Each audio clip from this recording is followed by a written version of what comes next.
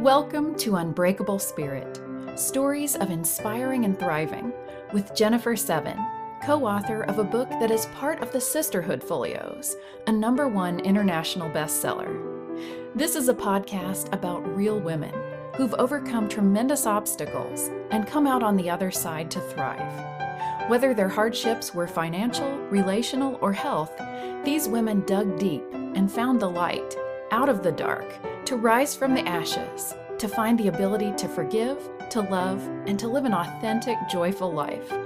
Now, here is your host, Jennifer Seven. Welcome, Unbreakable Spirit listeners, to our next episode. And I, as I always am, so honored and excited to have this amazing guest today. And my guest today is Roxanne. And I should have asked you this, Roxanne, how to pronounce your last name. Chap. Chap. That's French. Yeah, French.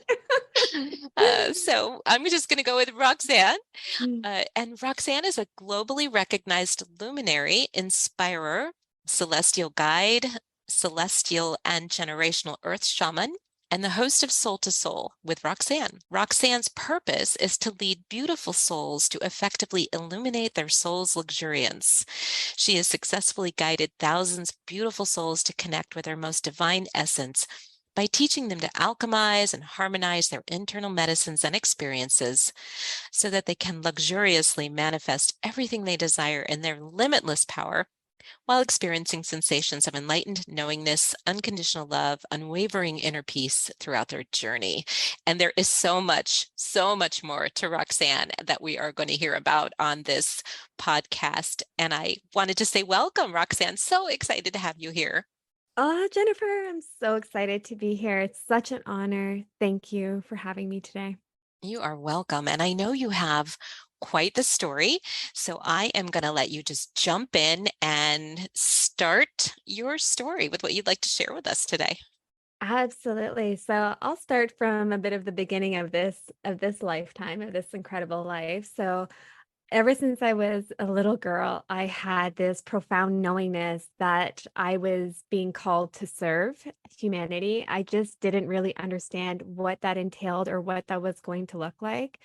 And I was always very receptive to energy, and people would come to me and just wanting to be in my energy, adults, people that I would meet, strangers I would meet in the grocery store as a small child. And they would come to me and they would share their stories with me, and they would seek guidance, and they would ask me my opinion or like what I thought their next direction in life should be. And I remember my mom taking pause and just letting me know, like, wow, you should like really be a psychologist or a social worker, go into counseling. However, I never felt that that was an alignment for me in what my path was and where I was being called. So I ended up going through life, and I remember I was always trying to resonate with my family and friends. Like, do you have this burning feeling that you're being called? And nobody could resonate with me. They're like, oh, well, I know I want to be like a lawyer or a doctor or whatnot. I'm like, well, that's incredible, but it's something like I'm being called and I don't know exactly what I'm supposed to be doing. So I ended up suppressing those feelings and that aspect of myself because I couldn't resonate with anyone and nobody could guide me through that aspect of what I was feeling. So I thought, perhaps I was just thinking it about myself and maybe everybody else thought this, but they just didn't want to vocalize it. I just wasn't sure. And I ended up going through my life, and I had, some trials and tribulations growing up. I came from a beautiful family with my mom and my stepdad. They raised us absolutely incredibly with so much love and so much support and so much guidance. And my parents, my biological parents, had separated at a very, very young age. And my dad had moved on and had another wife and had another family. And I was only able to see my father maybe once a year because he was in the military and he was living abroad in a different country. So for me, it was like, I just felt like I was being replaced. I felt like I was being abandoned. I was neglected, even though that wasn't his intention. As a child, I didn't understand that. And I didn't know how to process that. I internalized that. I internalized that wounding. and allowed it to be a reflection of me when it really had nothing to do with me. But as a child, you don't understand that. That And I sense of abandonment, right? Yeah, right. And I took this into my life and I sought the validation of men, Mhm. of wanting to be loved and be accepted by them. And what I ended up getting, because of coming from a place of being wounded, I ended up being with people that were taking away my power, trying to control aspects of me. And were rejecting my love, and that had a lot of wounding within them. And I was in a place where I wanted to rescue them. I Mm. wanted to show them that I was worthy of their love, just like I wanted to show my father that I was worthy of his love. So I ended up stepping into a very unhealthy pattern of very unhealthy relationships, where I ended up stepping into a marriage. And it was a very, very unhealthy marriage. I knew that I should never have married this person. I did it because I had a child with him. And I believed, because I grew up in a broken home and I yearned for my father's attention and love for such a profound amount of time throughout my life, I wanted my child to experience both parents in the same household, not realizing that that toxicity and the unhealthiness, that children can feel that. And they develop their sense of love in the sense of how they respect their parents and how they respect others in being in a setting of that nature. And I ended up staying with him for a very long time. I ended up having 3 beautiful children. And it came to a point where I would have rather died than spend another day in the household that I was in. And I ended up leaving with my 3 beautiful children. It was a very planned departure just because of the toxicity and the abusive behaviors that were in the relationship. And shortly after I had left that marriage and I was trying to find my way as a single mother, I faced 4 near-death experiences consecutively within a 2-year span. Wow. And those near-death experiences really allowed me to awaken to who I was. And in the meantime, and in the interim, I was working in healthcare before that for 13 years, working with cancer patients, helping them in their palliative stages, at end of life stages. And then I was working as an executive at a local college. So I was just trying to do the grind, the 9 to 5, get the pension, get the benefit, and try and find my purpose in some way, but nothing was in alignment. And when I had my first near-death experience, it really shook the essence of my foundation of what my belief system was. Can you share with us what happened? Yes, absolutely. So a family friend and I here in Canada, we have really severe winters, like feet of snow that really get dropped onto us, and our snowstorms are pretty incredible. And we had decided that we were going skiing. And the night before, I couldn't sleep, and it was like 2 in the morning. And I had this feeling that I shouldn't go.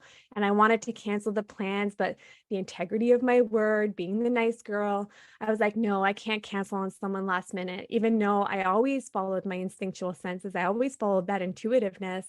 However, I didn't want to disappoint someone by letting them down and not being a person of my word, because I knew what that felt like, because my father was the example, the polarity of that, where he would tell us he would be present and he would be nowhere to be found. So for me, being an integrous person in my word meant and signified a lot for me, because it was coming from a wounded place. So I negated and I neglected my intuitive senses. And when I woke up in the morning, it was 6 in the morning, it was snowing. There was massive amounts of snow on the ground. And I just had this very different feeling. I got into my vehicle and I have this crystal angel pendulum that I was gifted to by one of my cancer patients that had passed. And every time I would go on travels, I would just kind of feel her. I always represent her as a her. And it would either be like a really positive thing, like I would just feel like that connection, like it's safe to go, like safe passage, safe voyage kind of thing. And I had touched the crystal angel, and for some reason I couldn't connect, and it felt really off. Something felt really wrong. And I was like, wow, that's really bizarre. And I ended up going to pick up the gentleman that we were going skiing with, the family friend that we were going skiing with. And I allowed him to drive my vehicle because I've driven with him for the majority of my life, like on large commutes. And he was a great driver, safe driver, nothing to do with his driving, but he had never driven my vehicle before. And he got into the vehicle and we were driving on this massive highway. And as we were kind of behind snowplows, it was like regulating our speed. And I just remember feeling like, even though we weren't going fast, I felt like it was too fast for the weather, because it was such like, literally, it was such a bad snowstorm. So I just had this really eerie feeling, and I just thought to myself, I'm like, I want to tell him to slow down, but the nice girl in me was like, oh no, like, trust him, trust his He driving. might be offended if you say Might be that, right? offended. Shut up, don't be a Yeah. vexed driver. So Did you were your kids with you? no, it was Okay. just myself and him. And I remember just having this eerie feeling just come over me. And it was like, you are going to get into a severe accident today. Today's the day. It's happening. Oh And I boy. didn't want to communicate that to him, because I didn't want him to then have that in his head. And then, so I was like, no. So the whole ride, I was like trying to calm myself down. I was trying to, just rationalize, okay, like, you're safe, everything's okay. He's driven like, you've driven with him before. He's driven transports before, that you can trust his driving, yada, yada, yada. And we ended up on this backcountry highway, and it was like, just like this 2-lane highway. And it wasn't like, there wasn't a lot of vehicles on the highway. And we had never traveled this highway before, to where we were going to this ski mountain. And we were on this road, and we were going slow for like the weather of like what it was like in the area, but maybe a little bit too fast for how bad the snowstorm was. And I just remember having this really, really icky feeling. And sure enough, as soon as we were driving, there was a 90-degree cut in the road. One side was the rock cliff and the other side was the cliff. Oh And boy. what ended up happening, I just remember bracing myself. I said, oh my goodness. I said, we're going over the cliff. Like, we're going over the cliff. Wow. And what ended up happening, because of the massive snowstorm, the snow accumulated against the guardrail and acted as a ramp. So we literally ramped right over the cliff and landed on a frozen lake. We went 50 feet out, 90-foot drop down, and we landed on a frozen lake. And that whole time, it was like, it happened so quickly. My life flashed before my eyes. All I could see is my children, the regrets that I had of like maybe not being as a present mother. And I knew something was also off. Like, I knew that I was saying that I was happy to everyone else and I was content in life. However, the reality of it was I wasn't. I didn't even know myself. I didn't even feel that I was following my path. So many things had happened within those moments. And I remember the other vehicle that was driving on the highway, there was this one vehicle, it was a truck, and he was coming the other side of the cliff, and he saw us flying midair, and he was like, oh my goodness. He was like, I was so scared what I was going to drive up on. And there was a doctor that ended up stopping at the scene, and we were stuck in the vehicle because the snow had surrounded the vehicle on the lake. So we couldn't get out of the vehicle through the door. So we were panicking, and we didn't even know if we were alive. We were totally in shock. Like, we didn't even understand what was happening. We were confused. And I remember the doctor yelling down, she said, is anybody gaping with wounds, any gashes? Are you bleeding out? And like, we were just like, we don't even know what's happening right now. Like, we're just in shock. Like, are we alive? We're looking at each other. Like, And like, where are we and what happened? Where are we? Like, what happened? And all we hear is like, pow, pow, pow. Well, we're going through the lake. Right? Oh Because no. with the Oh gosh. momentum of the vehicle, the 1-ton vehicle hitting a lake. It's cracking. And she's like, oh, I called EMS and everything. They're on their way right now. Like, she was yelling at us down this cliff, and we're like, we're going through the lake. Oh my goodness. To panic. And she's like, oh yeah, okay, get out. Get out. But she couldn't make her way down to me because we were too steep in to see if we had any broken like necks or any those types of injuries. And we're climbing this cliff. So you were able to get out of the car. We ended up getting out of the car, opening the doors or crawling out the windows, or we were pushing out the door. We ended up going I ended up going outside of my window. He ended up really jimmying, like he took some time, and I think he cracked the door open up just to slither out. Wasn't really paying attention to him, to be honest. I just remember we both like, I'm getting out. It was just like it was just a bit of that blur, but you remember because of the shock in your system. And I remember we were climbing up and the police officers were there. And before the police had gotten there, there was just this one house on this whole strip that we had seen. And there was this one house on this corner, and we ended up going to it because when your body goes into shock, your bowels, everything, your bladder needs to release itself, right? Oh, And we're like, oh my goodness, like we need to go to the washroom. Like our body's in shock. Like we're gonna go knock on these people's door. We have no idea who they are. And we knock at the door and they answer. And she came down and she said, I'm a nurse. And she said, I'm so glad that you guys are alive because everybody else that has went over this cliff, because we weren't the first, she said they don't survive. I'm usually down there until EMS is coming and I'm giving them their last right. She's like, the only ones that I've wow. ever seen survive out of this were in cab trucks, like transport cabs. So she said, I'm just so thankful that you made it to my door. So she's like, yes, come on in. It is dead of winter. Like we're freezing. Mm. And the police officer gets there and he was like, I was so worried what I was going to drive up on. He's like, I thought for sure this was going to be a fatality, like you, both of you. He's like, I don't understand how you survived because the way that the vehicle was when it hit the guardrail, we were already veering left. So the car was already tilted all the way to the left when we hit the guardrail. So he's like, technically you should have rolled. Yeah, that's what I was wondering, or flipped or something. Or you should have flipped. He's like, you should have literally have landed on the roof of the vehicle and been crushed on impact. Mm. And when they were sweeping the vehicle out of the lake, they had this massive boom truck. And we had literally missed a massive rock boulder by 2 millimeters. And if we would have landed on it, we would have been crushed on impact. Oh my goodness. So we were like, oh my goodness. And I remember the tow truck driver saying, like, oh, we're just so thankful that you guys are alive. He's like, most of the times the cars that I'm pulling out of here, they did not make it, or they're in like literally like they're severe injuries. Like Yeah. they are not making it through. So this was like a miracle. It really was. And I remember the one guy that was driving by because he waited for a long time to make sure that like EMS and everything had came because we were all in shock. And I remember him saying, like, that was some Dukes of Hazzard shit. He's like, I always wanted to do that, but you know what? But survive. Like, yeah, that when the car goes flying off and lands nicely. But imagine like witnessing that from his perspective. So I was like, oh, like, thank you for stopping at least to like make sure that whatnot. But yeah, it was just such an incredible experience. And then from that moment, my life had already started to change. It was already starting to pivot. I started really having more of that inner and that deeper self-reflection, that introspective, questioning my belief systems, questioning my path, questioning what really truly fulfilled me, because what I thought fulfilled me, what I was saying was fulfilling me, truly wasn't fulfilling me in any way. So you were doing what you needed to do to take care of your kids and financially support them, but it wasn't in alignment with your true calling.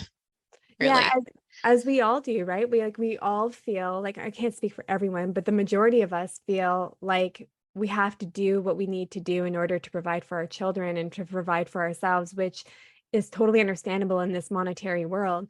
But it's to understand that we can also do that with our gifts and our internal medicines, and we can do it with our passion, and we can pull just the exact same amount of revenue through our life. So it's just about that conditioning in our belief system that we think that there's only one way, there's only 20 or 50 jobs that we can take throughout our life, that we can't be our own creators and create what we feel that we're destined to. When we speak about individuality, we speak about being individuals and uniques and having all incredible gifts and abilities. We don't fall under one umbrella. So one thing doesn't represent us all. So it's just about having that understanding and that knowledge and that knowingness to know that we don't have to label ourselves in the way that society labels us. So how did things begin to change? Yeah. So the first thing, I was in this relationship after that I had left my marriage. Like it was a while after I had left my marriage when this accident had happened. And it really made me realize that I was just repeating the same cycle and patterns, that I was allowing myself to be treated and to not be valued. And because I wasn't valuing myself and I wasn't treating myself with the most love and respect. So that was the first thing that I got rid of. Like I just cleared out of my path. I cleared out of my journey. And then it was about focusing on my children and making sure that I was being the present mother, in which I really had envisioned what type of mother I was going to be. That was the mother I was going to be. I was going to be very involved with my children because I knew what it felt like to not have a parent be involved. So that to me was of high importance. And because of the divorce and everything that was going through my life, the separation and all that, and figuring out everything on my own, it took away that quality time with them because I was stuck in survival mode. I was trying to survive to be able to put food on the table for them and still enjoy them. Like we still had fun and I still like honored who they were in this part of my journey. But I lost that connectiveness of being in the moment because I was always worrying about tomorrow or what I Sure. have to do as soon as I put them to bed. I Mm-hmm. wasn't allowing myself to be present with them. I was always thinking of the future and the future being a minute from now, 5 minutes from now, Mm-hmm. a day from now. So I really allowed myself to work on my mindset in this capacity and to understand that time is just a construct. It's an illusion. And were you doing this just all on your own, figuring this out on your own, or did you have any guidance at this point? Just No, your own guidance. yeah, no, I did this all on my own. And I remember the one thing that I didn't do on my own is I had read this book. It was about unhealthy relationships and the nice girl syndrome.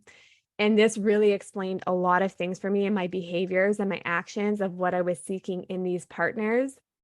So that really allowed me to look at things a little bit differently. But everything else, when I was doing my certifications and all that, it was really helping me heal those aspects of myself because I was doing the work myself in order to heal these wounds so that I wasn't repeating these cycles and these patterns anymore going forward.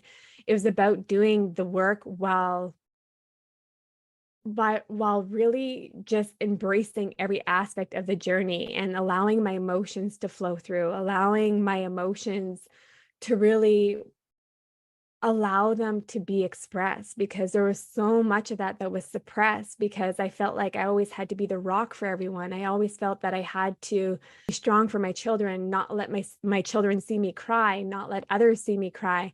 And I was never allowing myself to feel my emotions. So it was an incredible start of a healing journey for me. And you just found your way to these different certifications. I was kind of wondering where you started. I mean, you read the book and then you still had to work, you still had to pay the bills. So how did you Yeah. kind of bring that in? Yeah, so absolutely. So yeah, I was working. I was working as an executive at a local college while all this stuff in my journey had presented itself. And really what I did is I took the time to invest in myself because what really brought this to reality for me and that I was meant to be a guide was that I had been guiding people my entire life, even throughout my career throughout the cancer center. I was not the psychologist of our program, the neuropsychologist, the social worker, the therapist, or anything of that nature. However, all the patients that would come to us would share their story with me and ask me for guidance and feel resonance and want to be in my energy every time they came for their visits. And I remember some of the girls being like, you're not even like the therapist or the counselor. They just share everything with you, but they just felt comfortable to do so. And I remember I would just give them a little bit of guidance, of advice that I would do. And should they want to take it or not, that would be totally up to them. So I had been guiding people my entire life. And I was driving one day after this near-death experience as I was trying to find my path. And it was like this moment of clarity. And it was like, oh, wait, I'm like, you've been guiding everyone throughout your life, friends, family, everything, everyone that has come across your physical path. You have been that beacon of guidance and that beacon of light, of positivity and love. Yet you're limiting yourself by just helping those that come along your physical path. Why are you not trying to serve the world? And then that moment had clued into me, and I was like, I need to start a coaching business. I need to go into Mm, the coaching realm. And I did that. I created a business while working full time, doing my education. I did it all. I did it all. Being a single mom, I was working full time. I would come home and do my studies. I would work on my business, do everything that I needed to do in order to be able to shift my reality. Because when we truly want to change, when we truly want something that we desire and that we are passionate about, we will find a way. Just like if mhm. we love someone, we will find a way to be with them. We will find Yeah. a way to make things work. And that's what I did for my life. So that's where the coaching and the guidance element came in. Well, I think too, when you are putting yourself in that alignment, you're so supported by the universe or whoever supports us beyond just physical people supporting you. Well, even physical people supporting you. You suddenly you have that support as you go on that path. Yeah, absolutely. And you know what? My parents, I thought they were going to be a little bit more apprehensive than they were, just because they came from a generation where you work 9 to 5, you gain your pension, you work for the benefits, you stay at the same place for 35 years, and you don't take risk. Okay. Yeah. So this is and I understood that. And I understood why my mom was like that, because she was a single mom. So security and stability meant everything for her in order to be able to provide for her children. However, it didn't show me that we could take risks in life. It didn't show me that we can follow our heart and our passion, because I didn't see her do that. So I was a little bit worried when I brought this to her, because I knew what her ideology was. Oh, you're going to leave a 6-figure job in order to go into a business that you don't even have one client for Yeah. at this moment, but Mm-hmm. I wasn't irrational. I don't make illogical decisions. So for me to have done that, it was like I was working at both until one was able to stand on its own and be in the Mm-hmm. success of its own. And I remember when I told my mom I was worried and I was waiting for the apprehension, and she was like, "You know what?" She's like, "This is what you need to do." Yeah. She's like, "I don't know how you haven't done this sooner." And Mm. when she supported me, and she's like, "Obviously I have concerns." And she's like, "I'm a coward." This is exactly what she said. She said, "I'm a coward. I would never take the risk. I would be too scared." She's like, "So to see you chasing your dreams and following your heart," and she's always told me to follow my heart, but I didn't see it modeled. Right? It was Mm-hmm. just words, because I didn't see her follow her heart in what she truly desired for her life. But I understood why she did what she did. And when she said that to me, it was like this release that I didn't need to carry her her learnings, her teachings with me and bring it into my family. Now I'm teaching my children to follow their goals, follow their passion, follow their heart, and serve, and to be good, and to just be a good human being and serve humanity. Yeah. Wow. Felt a lot of that when I separated and got divorced from my ex-husband. That kind of guilt of, oh, my kids were older. My youngest was 16 at the time. But I also look at it now, because it was a very unhappy marriage for a very long time. And I look at my daughter and I hope and I pray that I've shown her that you don't have to settle. You don't have to exist miserably. You can make those changes. I'm really hoping that I opened that door for her. So And I when know we what you mean. Yeah, and when we see that model, and see, my mom gave me the power to be able to leave my marriage, because she was able to leave my father.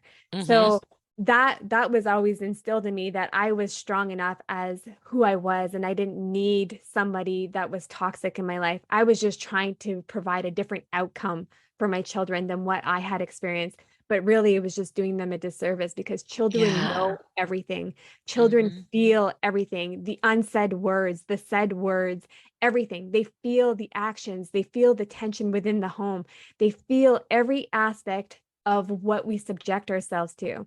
And the best gift that we can give them is to show them a life of true happiness and fulfillment. And it's not to say that we're going to have rainbows and butterflies every single day of our life.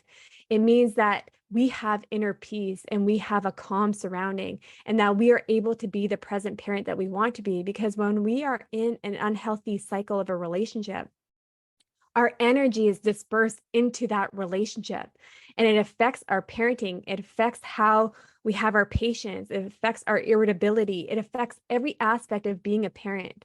When we can parent independently and coming from a place of love, of unconditional love, and of inner peace, and not having that emotional irregulation be controlled by somebody else outside of ourselves, it really teaches our kids something a whole lot different, that happiness actually comes from within and not from someone else being in your life, and that person isn't there to supplement an aspect of your life. They're there to complement an aspect of your life. Mm. And when we understand that, and when we teach our children that, and that they don't need to settle for to be mistreated, they don't need to settle to have an unhealthy relationship, they don't need to settle to be in a job that they despise, and that they just want to cringe every morning they have to wake up to go to. This is what we're teaching them, that anything is possible. We have this ideology that the sky is the limit, which is, to me, is absurd, because we are limitless beings. We don't have a limit. We place that limit within our mind. Our mind is our limit. Our intellectual body is our limit. Yeah, I'm so resonating with with what everything that you have just said, because my parents had a very unhappy, difficult marriage, and my mother never left my father, although I remember as a teenager begging her to. It's like, oh, just please leave, Mom. And then I think I followed the same sort of pattern with my husband. I think he was a lot like my dad. We try to work out our issues from our childhood with our partner. And yet I was going to have that marriage. I was going to make it work, and it was going to be a happy family. So it was always looking okay from the outside, but not from the inside. And yeah, so I totally get what you're saying and what you've been through. And when we think about the relationship dynamics, and it's not to say that our partners are bad people, because they are coming for their own wounds and their own traumas that they haven't yet healed.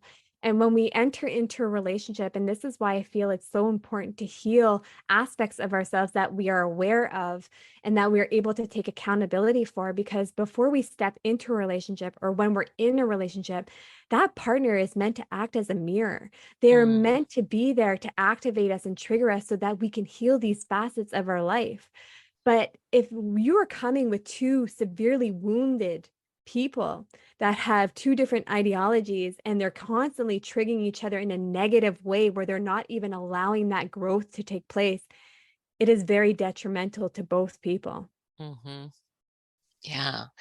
So there you are. You've started your coaching business, and what happens next? And then you had 4 near-death experiences, so we've only touched on one. So, an incredible journey again. So, shortly after I had started my business, everything was going so beautifully. And out of nowhere, essentially, I ended up hemorrhaging to death.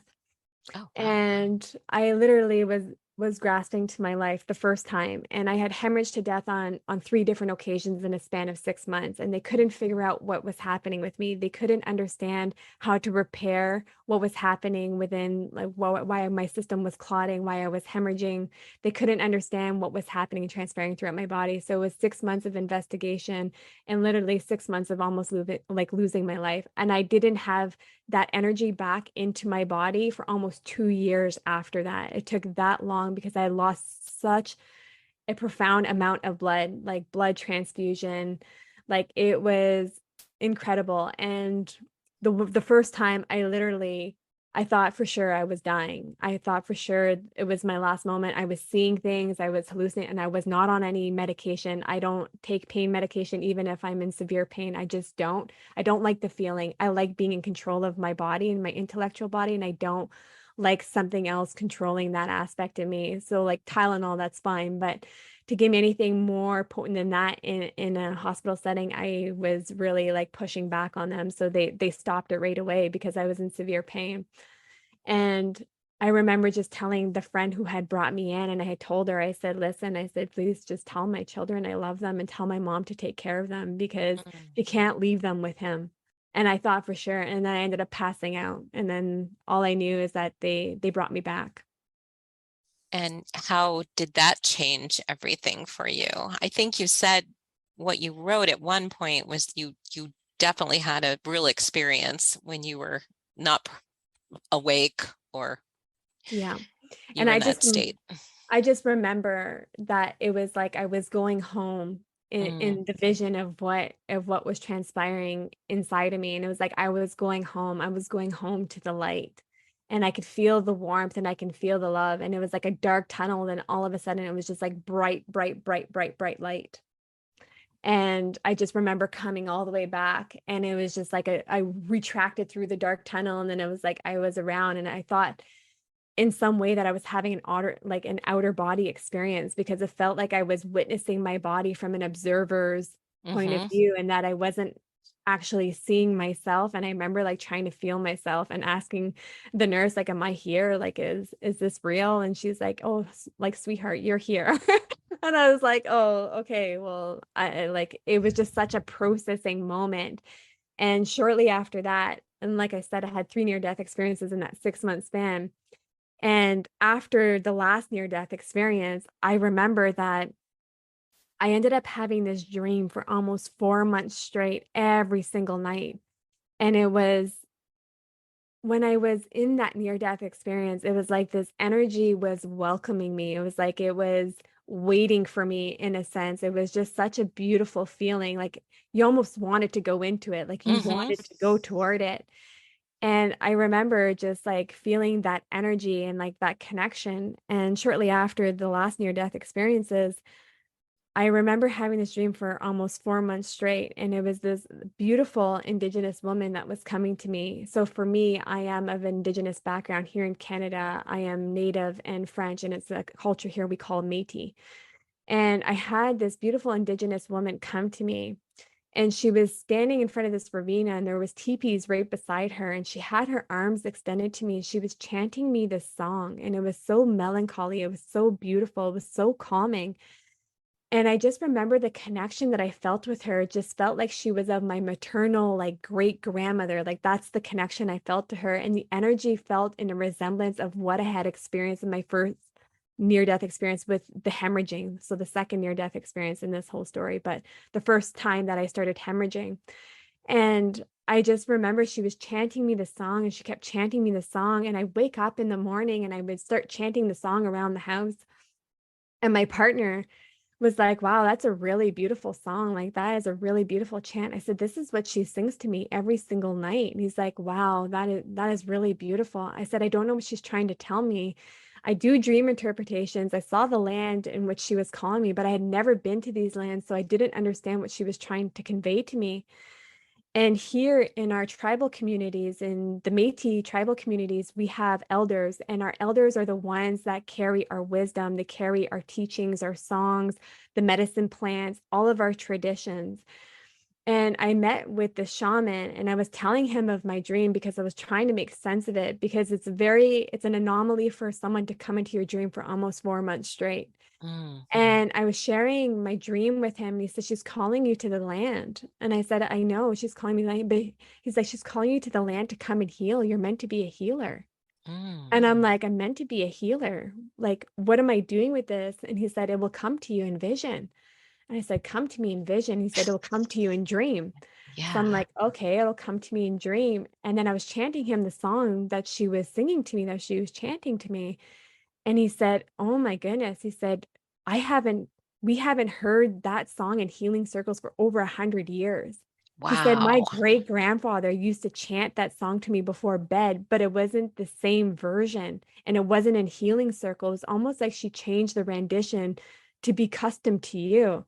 And as soon as he said that to me, I had goosebumps go obviously all over my body. I was like, what am I doing with this information? And he's like, it will come to you. And I'm like, yeah, it will come to me. Yeah. I'm like, where am I going? Where am I starting? Like, tell me something.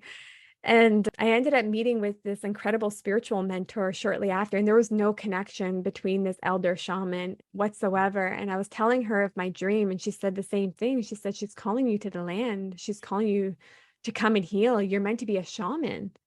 And I'm like, meant to be a shaman? Like, where am I starting? Like, I know it's not something you can just become. It's something that you're mentored into, you're birthed into, you're initiated into. It's not something that you can just claim that you're a healer. So I'm like, what am I doing with this? Like, where do I go? And she said, it will come to you. I'm like, oh, oh my Okay. I just have to be God. patient, I guess, right? And are you still doing your coaching business at this time? Yes, I'm still Okay. doing coaching at this time. And so sure enough, the last night that I have this incredible dream, I wake up in the morning, and all of a sudden I have this knowingness exactly where I need to go, what land I need to go to. And I wake up, I tell my partner, I said, listen, it's pouring rain outside. I'm like, I need to go and heal. And I said, I know where I need to go. I know where land I need to go on, and I need to go and heal. And he was very supportive. He's like, yeah, do what you got to do. He's like, but wait, you're going in the forest with wolves and bears by yourself in the pouring rain and with nothing. I'm Wow. like, well, I just felt protected. And he's like, just bring something for me. And I was like, okay, I'll Yeah. bring Would you wear a jacket, please? I'll bring something for you. And I get into my vehicle, and I'm listening to this old Indigenous song that I've listened to since I was a little girl. And it's just like, it was so beautiful. And I was chanting the song that she was gifting me in my dream. And it was like the floodgates had opened, and it was like this release of crying, like, I mean, like waterfalls of tears. And it was like I was reconnecting to my emotions. I was reconnecting to my soul in this drive. And it was like, it was such a beautiful experience. And it was so sad at the same time. And I was crying. It was a 2.5 hour drive. And I was crying the entire time. I get to these lands that are known ancient healing indigenous lands. I get to these lands. It's like a 15 to 20-minute trek in. I'm walking in. Again, it's pouring rain, and I see this beautiful, beautiful rock, and I'm like, this is where I need to heal. So Had you ever been to this place before? So no, you just knew where to go. I just knew where to go, but I knew that these were healing grounds. I just didn't understand. I knew because of a knowingness of wisdom, but I didn't actually have affirmation till after. And then it was affirmed to me by the elders that this was healing ground. So I was like, Oh, something was, the ancestors were guiding me. Like yeah. it was something that was guiding me. And I get to these lands and I find this rock, and I'm sitting on this rock and I'm doing this smudging ceremony. So for those that don't know what smudging is, here in our and a multitude of tribal communities, what we do is we burn sage, palo santo, cedar, sema, which is wild tobacco, anything of that nature. And we give like an offering to cleanse our energy and clear spirits and whatnot. And I'm doing this smudging ceremony on this rock, and all of a sudden, and I'm just crying and crying and releasing and releasing. And I'm looking at this cliff in front of me, and I'm connecting to my ancestors. I'm realizing the roots of who I am. I'm going back and I'm stripping the superficial layers. Like this is all happening like within my intellectual body, my emotional body, my spiritual body. Like it's like a cleansing. It was like this massive, incredible cleansing to purify me, to like literally reconnect me to who I am at the authenticness of who I am, and not the superficialness of what my physical being is. And all of a sudden there was like a deer, a bunny, a chipmunk, a hummingbird just appear in the forest right around me. This little chipmunk's like coming on the rock and like trying to hang out with me. I'm like, buddy, I got no food. Like you can hang out here, but like I don't got nothing for you. And it was just so incredible. And I remember being mesmerized about the hummingbird flying from tree to tree, because in pouring rain, I have never seen a hummingbird fly from tree to tree. Usually they wait for it to drizzle down a little bit because it's heavy on their wings. And she was literally just flying, I call her a she, but she was just flying on top of me from treetop to treetop. And I remember thinking like, maybe she has a nest, maybe she has her babies in there. And that's why like she's trying to feed or create her nest. But no, she was literally just from treetop to treetop to treetop to treetop. And it was like I was reconnecting to the animal kingdom. I was reconnecting to my ancestry. I was reconnecting to my purpose in some incredible way. And as I look up and I'm witnessing this bird, I realized that there's no enclosure over this rock. There's trees around the rock, and it's pouring rain. And not one single drop of rain hit me the entire time that I was on this rock for almost 4 hours crying. That I was is dry. amazing. I was dry. And after everything, I just remember just walking away from there. And there was like this deep, profound sense of inner peace, of knowingness, of knowing who I was, of knowing what I was meant to do, of knowing that I was a healer, that I was here to guide others.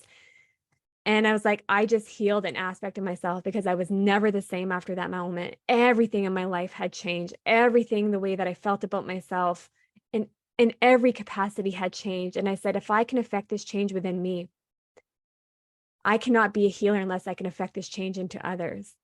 And I ended up asking, family and friends, hey, you want to come on this healing journey with me? And they're like, what is a healing journey? I'm like, just come on. You want to change your life for the better? And they're like, you know what? Why not? Let's do this. And everyone that I brought on this journey, their life was never the same. And then I knew for sure, without a doubt, that I was a healer.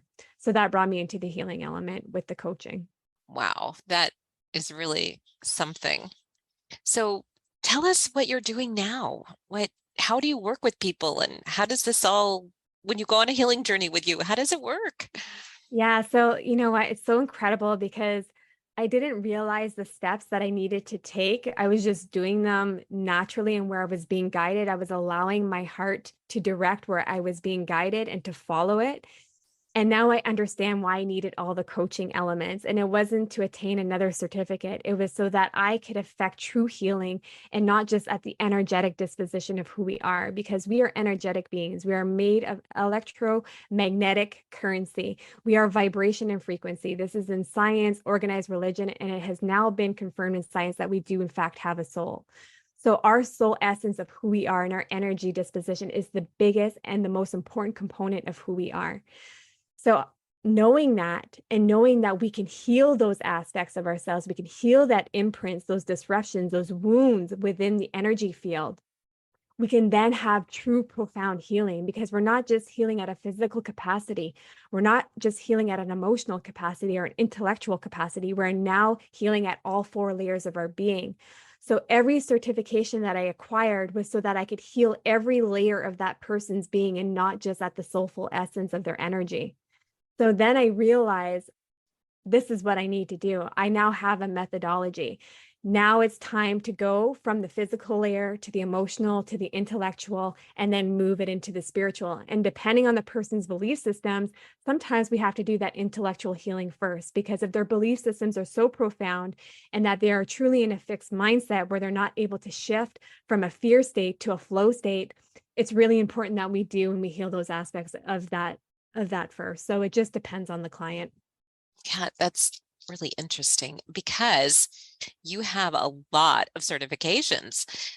Life Purpose Coach, Transformational Life Coach, Cognitive Behavior, Confidence Life, Emotional Intelligence, Enlightened. I mean, it goes on and on. It is amazing. Forgiveness Coach, Master NeuroLinguistic Programming, Shaman Practitioner, Reiki, Hypnotherapist. I mean, you've like done a lot, a lot. Had you done all of these certifications before this experience happened, or some before and then some after? Oh, the majority of those certifications were done before Really? that I went through that own healing journey. A lot of those certifications were already done. The hypnotherapy was one that was done afterwards. And the hypnotherapy, as we are shamans, we put people into a transient state. We put them into a trance. So it was just a little bit more powerful to be able to put them into a trance a little bit quicker.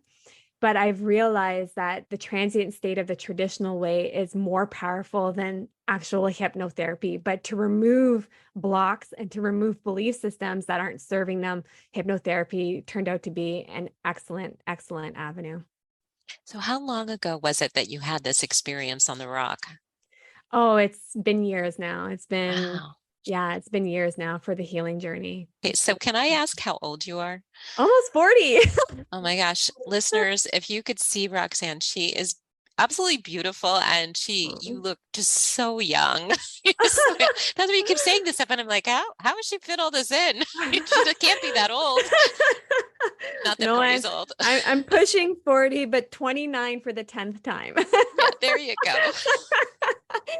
My partner's like every that. year I get 29 balloons, and I'm like, my children know that I'm 29 every year. I'm like, it's how I feel in my soul. I feel like I'm 29. Yeah, and I would say that's much more how you look.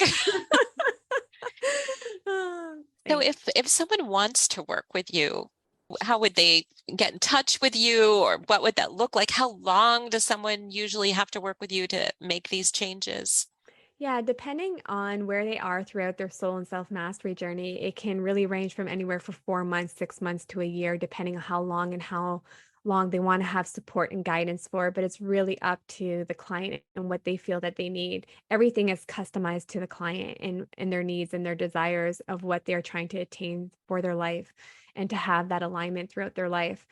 So really it just is just dependent, and it's about connecting and ensuring that we have that beautiful synergetic exchange to make sure that I am the one to be able to guide you through this, because there's nothing more than having a guide that doesn't guide you, or that doesn't, really inspire you to activate that change within you. So that alignment, it has to be the right mentor. It has to be the right person for you.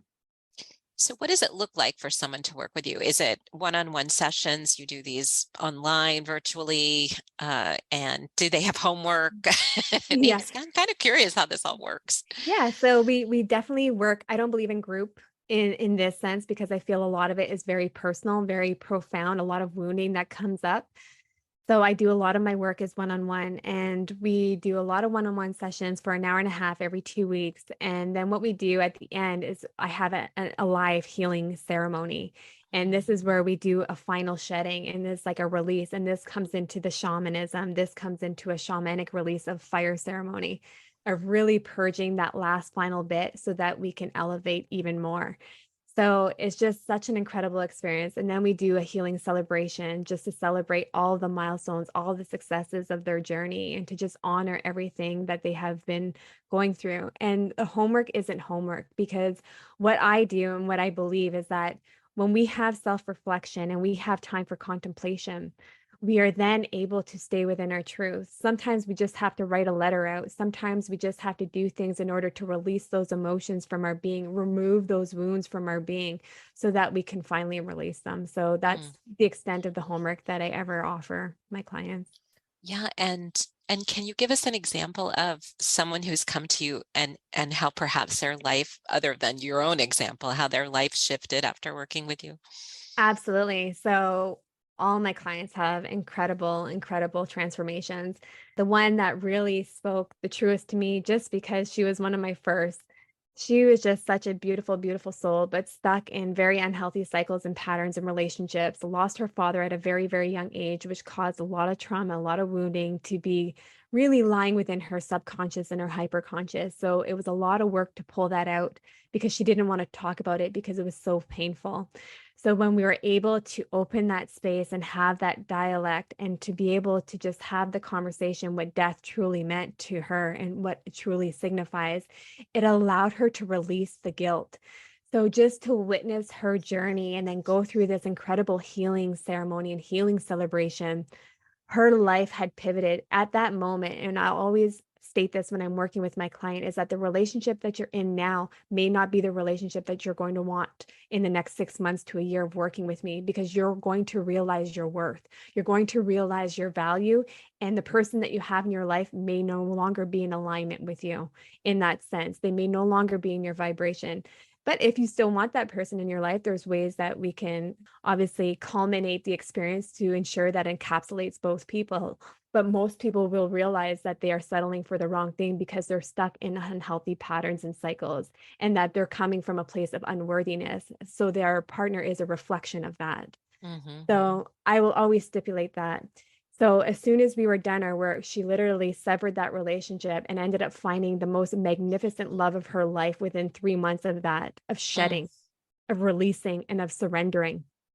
And now has her own business. Like she's just like skyrocketed and just going with it. And she's continuously healing, because there's always going to be new activations and triggers that are coming up. We think that we've dealt with one thing, yet we didn't rip out the root, and it's still there, and it's still pending, and it's still really hanging over us. So it's just incredible to see that she's continuing with her journey. And every client that I work with is still on this journey, just as I am. So do they come back and work with you again? Sometimes, Yeah. sometimes, but usually I set them up really well so that they don't. But if they need support or just need that one-off laser kind of session, intensive, and just let's get to it, let's figure this out, they're always welcome to connect with me. That sounds absolutely amazing and quite life-changing. Roxanne, if someone wants to get in touch with you, how would they do that? Yeah, anyone can connect with me on social media under Roxanne.She, or you can hit up my website at www.roxanne.She.com. And you can send me an email at roxanne.She@icloud.com. I answer everything on my own. And do you do anything like a discovery call first before you start working with someone, or how does it work when they actually say, okay, I think I might want to do this? Absolutely. So I call it a soul to soul connection call. And it's just to make sure that I'm in alignment and that you feel that I'm the right candidate in order to be able to guide you through and mentor you through this aspect of your journey, to make sure that you love my energy and that we love each other's energy, as we're going to be working closely together for the next 4 to 6 months to a year, depending on where you are. I think it would be very difficult not to love your energy. Aww. You really project it's so beautiful. Roxanne, thank you so much for being on the show. And listeners, I will put all this information in the show notes, so you will also be able to find it there. And if you feel that this is time for you to make a change, a shift, heal some wounds. And I hope you'll reach out to Roxanne, because I think could be an amazing journey. So again, thank you, Roxanne, so much for being on the show. Thank you, Jennifer. Thank you. It's been an honor. Thank you so much. Thank you for joining us on Unbreakable Spirit. To learn more about Jennifer and her holistic weight loss approach, visit her website at 7company.com. That's the number 7company.com. And please join us for our next episode, where we'll hear from more women who overcame hardship and learned how to thrive.